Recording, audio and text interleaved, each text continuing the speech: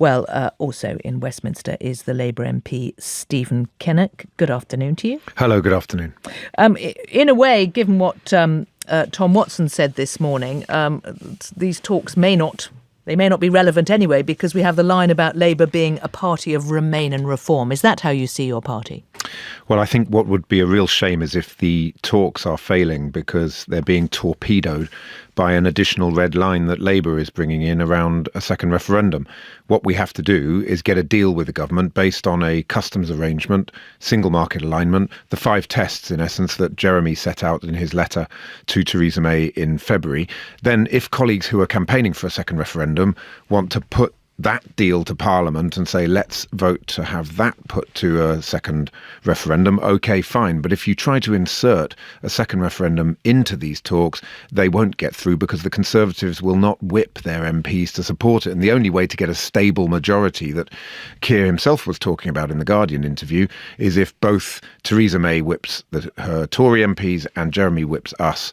That's the only way you're going to get a stable majority. That's not going to happen if we try to insert a confirmatory vote into the process. But isn't Sir Keir just being honest about the reality of the mood in Parliament, that there are, as he says, 150 Labour MPs who will not support any deal, and they won't be able to whip them that way unless there is a confirmatory vote? Well, of course, we don't know the numbers. It's very difficult to just sort of pull a number out of the air, and everybody you talk to seems to have a different number in terms of where Labour MPs are on these things. Of course, Labour MPs are on the front bench, are bound by collective responsibility, so they can't really speak out publicly. So we're not entirely sure where we are in terms of the numbers. But what I think we have to ensure is that we do everything we can to get a deal over the line. Because even if you are campaigning for a second referendum, you can't have Remain versus Remain on the ballot paper. There has to be a form of leave. That form of leave isn't going to come if we torpedo the talks by insisting on a second referendum. Meanwhile, you're asking people to vote Labour in the European election, and many people will not know what that means they're voting for. Well, I think Labour is the party that wants to leave the European Union with a deal. The big difference between us and, for example, the Brexit party is they've got this complete... Not according to your deputy leader. Well, the party position as set out from the NEC and in our manifesto is we are pushing to get a deal, and that we leave on the basis of a sensible, pragmatic, bridge-building form of Brexit.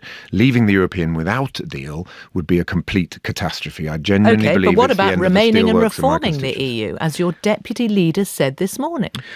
I think it's an ambitious objective to say that given the wrecking ball that the United Kingdom has been over the last 3 years, that we could somehow remain in the EU and go straight to Brussels and start sort of advising the EU on how they should reform themselves. I think that's a very ambitious objective. What I think would be better is if we were to take one step away from the EU, go into the European Economic Area.